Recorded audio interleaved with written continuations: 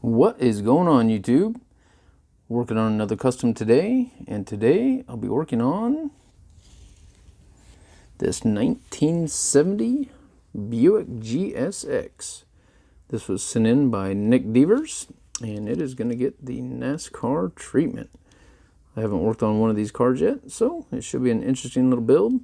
I have a cool little paint job and some decals planned for it, so it should be pretty fun. First things first though, we've got to drill out these posts and get it all taken apart. I start with a 9/64 drill bit, and the key to this is just going slow and using a moderate amount of pressure. And if you just take your time, that post should come right out. Alright, so the posts have been drilled out. Let's take this thing apart and see what we're working with here. Nothing too crazy, pretty basic, just like any other Hot Wheel. Base is in good shape. And it wasn't my best job drilling out these posts, but it'll work. Now it is time to drill the holes for the screws. I use a 1/16 drill bit, and the process is virtually the same as before. A moderate amount of pressure, and just go slow. Typically when I'm drilling out these posts, I'll start drilling and then I'll stop and check just to make sure my hole is all lined up and the drill is going straight. And once I have that, then I'll just start drilling away until I go deep enough that I think the screw will be able to go all the way in. So in cases like these where I don't drill out the post completely flush, just go ahead and grab your file and start going to town on it and try and level it out the best you can. That'll work right there, good enough for what I need. Shouldn't have any problems when it puts it all together. Just try and get it as flat as you can get it. And there you go. So once I get it all drilled out, it is time to put the screws in. So these are the 2x56 button head screws. And the best thing about them is they are self-tapping, so there's no need for a tap. Just screw them in, and they make their own threads.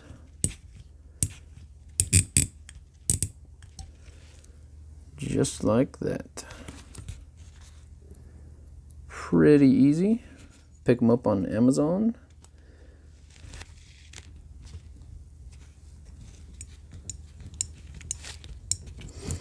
I say the most important thing when screwing these things in is making sure you went deep enough and you can screw them all the way in.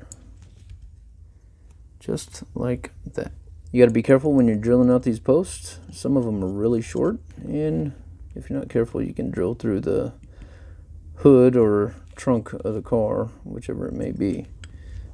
I want to do a real quick shout out to Joshua at the Homeschooling With Us YouTube channel. He sent me this letter with these sweet drawings of the Thunderbird and Lamborghini. Thank you, Joshua. I appreciate it, and go check out his channel.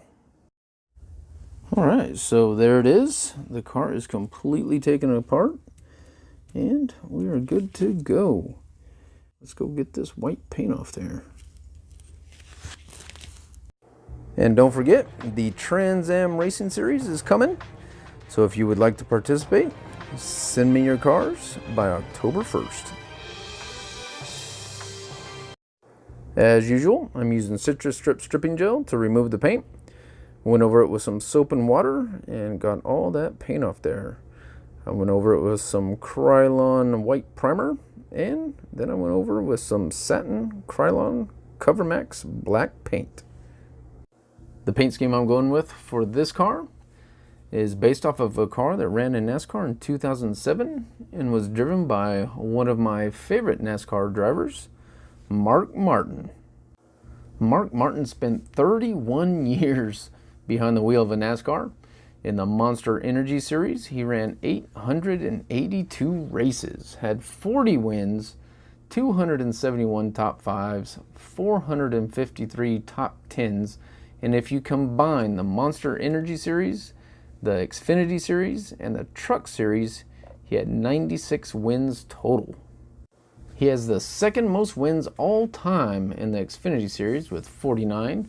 He finished second in the Sprint Cup Series standings 5 times and has been described by ESPN as the best driver to never win a championship.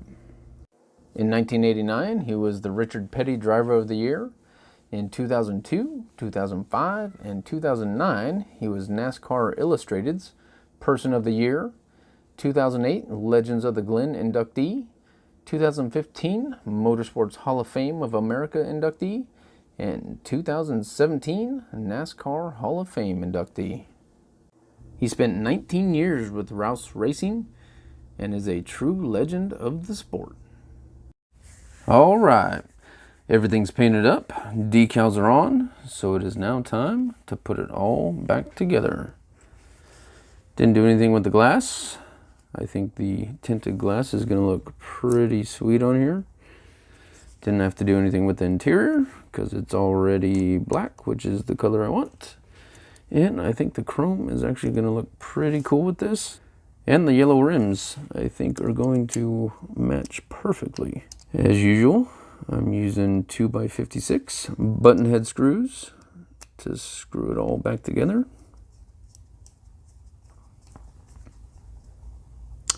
This build originally started as a Mountain Dew car, but the decals just didn't work for the Mountain Dew, and I tried to customize them to make them fit, and it came out looking awful. So I had these decals lying around, and I think it came out pretty well. All right, now for the moment of truth. Let's see how it all came together. Oh yeah, check that out. Mark Martin, the 01 Army car. Really pleased with how this came out. Even had a little issue because of the details in the hood, getting that decal on there, but I think it came out looking pretty sweet. I'm digging it. The decals actually worked really well. The decals weren't designed for this car, but made it work, so pretty sweet. It may not be apparent now, but at one point, Buick was a heavy hitter in NASCAR. Darrell Waltrip drove Buicks to Sprint Cup championships in 1981 and 1982, when Buick dominated the NASCAR ranks with 47 victories over those 2 seasons. Richard Petty and Cale Yarborough were among other drivers to pilot Buicks during that time. There is no denying that 1970 was the pinnacle for the muscle car era. You had Chevy packing 450 horsepower into their LS6 Chevelles. Mopars were coming off the line with 426 Hemis that had 425 horsepower, and Fords were dishing out their Boss 429s. However, one manufacturer got lost in all the advertised horsepower wars of the early 70s, the Buick GS line, specifically their Stage 1s, which was a 455 cubic inch V8 that they were putting into all their GSXs. While they didn't have the advertised high horsepower numbers, they had every other manufacturer beat by a mile in a less flashy statistic: torque. The GS 455 Stage 1 left the factory underrated at 360 horsepower, but they created an enormous 510 foot-pounds of torque from the factory. That GS Stage 1 factory engine's torque rating would stand as the most torque from factory by an American car manufacturer for over 33 years, until it was surpassed in 2003 by a V10 Viper. That is insane. In a 1970 road test, Motor Trend went from 0 to 60 miles per hour in 5.5 seconds and covered the quarter mile in 13.4. The GSX's combination of raw power and Buick's signature luxury prompted many to describe the car as a velvet hammer. So there you go. Definitely a beast of a car. I had a good time making this car. I hope you guys enjoyed the video. Let me know what you think in the comments down below, and we will see you on the next one.